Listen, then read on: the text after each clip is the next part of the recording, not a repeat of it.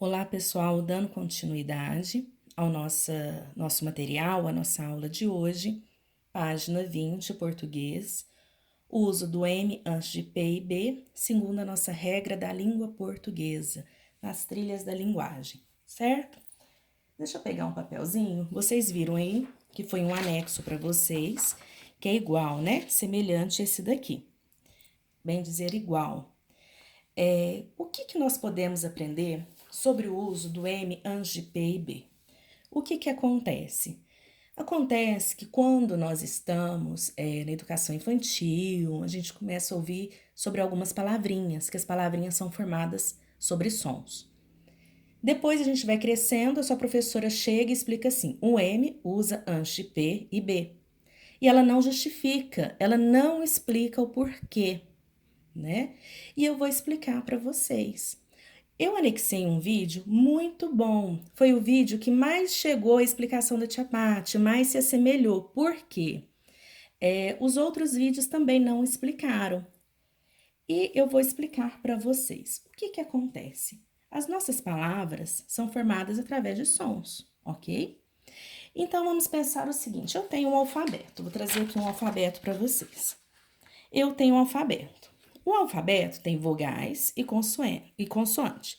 As vogais são A, E, I, O, U. São as vogais, ok? As consoantes são os restinhos que sobrou do alfabeto. Então, ó, A, E, I, O, cadê o? U. São vogais. Esses aqui que sobraram são o quê? São as consoantes. A, C, D, F, G, H, J, L, N, P, Q, R, S, T, V, X, Y, Z. São o quê? Consoantes. É tudo menos as vogais, certo? Ok. Tem três letrinhas aí. Tem algumas letrinhas aí que é o M, P e B. Essas aqui são de um grupo especial, é da ala especial do carnaval. Vamos pensar assim. Por que elas são especiais? Porque quando você pronuncia, a gente fala assim, é o bilabial. Por que bi? Porque bi é de dois, os dois lábios, o lábio de cima e o lábio de baixo, né, da nossa boca. Vamos pensar assim. Quando a gente abre, né, tem a parte de cima e a parte de baixo, certo? Elas se encontram quando são pronunciadas. Então, quando nós utilizamos um M somente antes de P e B, então o M vem antes de P e B, somente antes dessas letrinhas, por causa do som. É o que tá lá também no vídeo, e a tia Paty vai complementar. Quando eu vou falar, por exemplo, assim, pomba, pomba, ba, eu não encosto a boquinha, ba, pomba. Se não é que eu falei o ba, os meus dois lados, de cima e de baixo, fecharam o ba. Então, vem um M antes, certo? Ó. Pomba. Na hora que eu falei o ba, minha boquinha fechou. Então, vem um M antes. Deu para entender? Essas são algumas, é a regrinha. Então, quando encosta a nossa boquinha no ba, no P, palavras com P e com B, são as únicas que encostam. As outras abrem. Por exemplo, eu vou falar para vocês a palavra pingo. Pingo, go, abriu. Ó, pingo. Aqui é N, ó. Por que eu sei que é N? Pingo.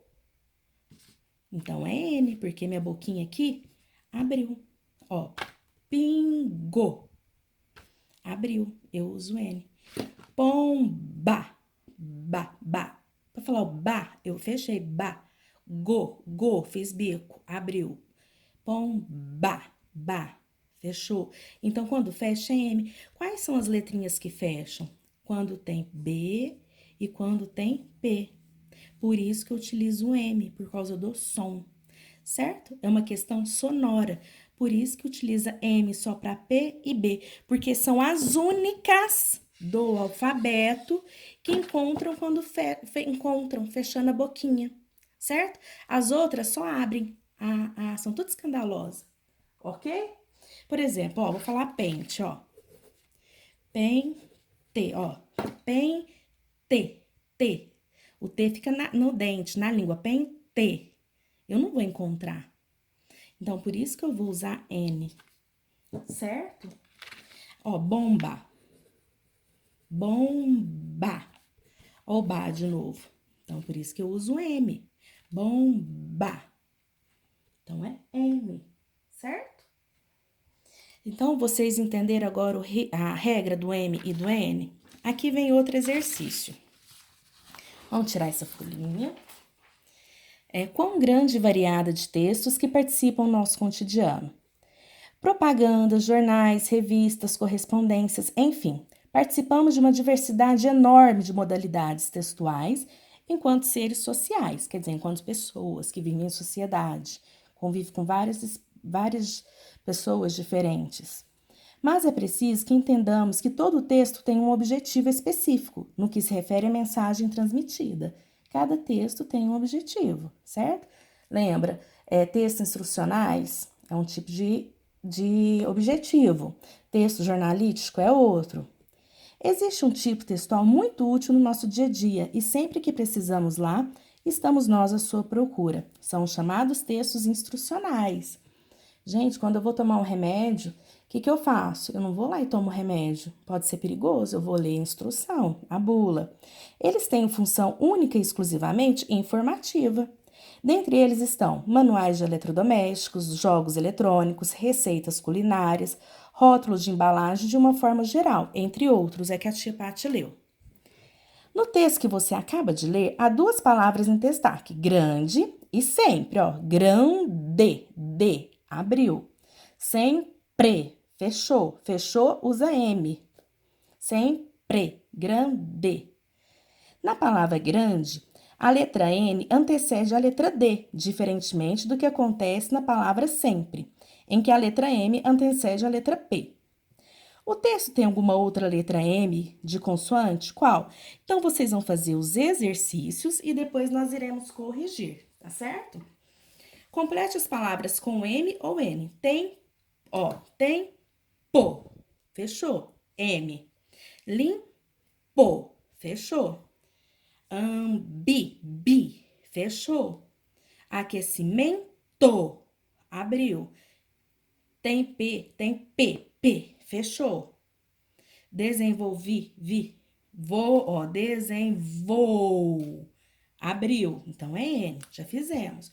Vocês vão fazer os exercícios e nós vamos depois corrigir, ok? Aqui tem um texto que também vocês vão utilizar, M ou N, e criar o hábito, gente. Tá com dúvida? Lembra dessa regrinha, tá certo? Que nós fizemos do som da boquinha, tá joia? Hoje, nós vamos até a página 23. Vamos ler o texto, as aves, já tá com o vídeo de 8 minutos, vamos ler as aves e resolver o exercício. Vou ler com vocês, tá bom? Aves. As aves são animais que apresentam o corpo coberto com penas. As aves, gente, eu vou falar, elas têm os ossos pneumáticos, por isso que elas conseguem voar. O que são ossos pneumáticos? São ossos ocos, tipo os ossos ocos, que são envolvidos por ar. Então, por isso que são leves e elas conseguem voar, tá bom? Além das penas, o corpo coberto de penas e assim vai. Vamos ver se o texto fala. Além disso, possui um bico, par de patas e um de asas. As aves nascem a partir de ovos com casca e por isso são consideradas ovíparas. Os ovos são colocados em ninhos já prontos ou construídos pelas fêmeas ou pelos machos, sendo chocados por certo tempo até o nascimento das crias. A fêmea, o macho ou os dois são responsáveis pela alimentação dos filhotes, colocando o alimento diretamente dentro de seus bicos.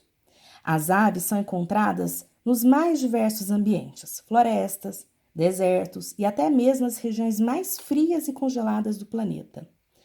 A maioria delas consegue voar. A presença de asas, de ossos mais leves, chamados de ossos pneumáticos, olha aí, e de estruturas chamadas sacos aéreos é que permitiu essa capacidade.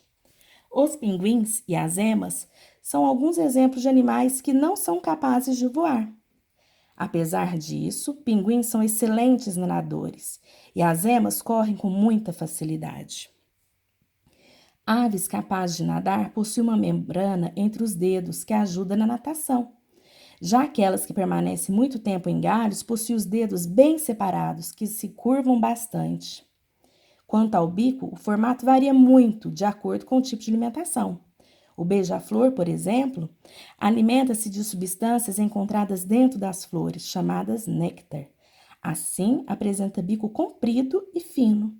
Já as araras, que se alimentam dentre outras coisas, de coquinhos e sementes muito duras, possuem bico curvo e muito forte, certo? E aqui tem um glosário. Agora vocês vão ler as atividades e realizar. E depois eu vou chegar com vocês e nós vamos corrigir, ok? Grande beijo no coração e qualquer dúvida estou à disponibilidade de vocês.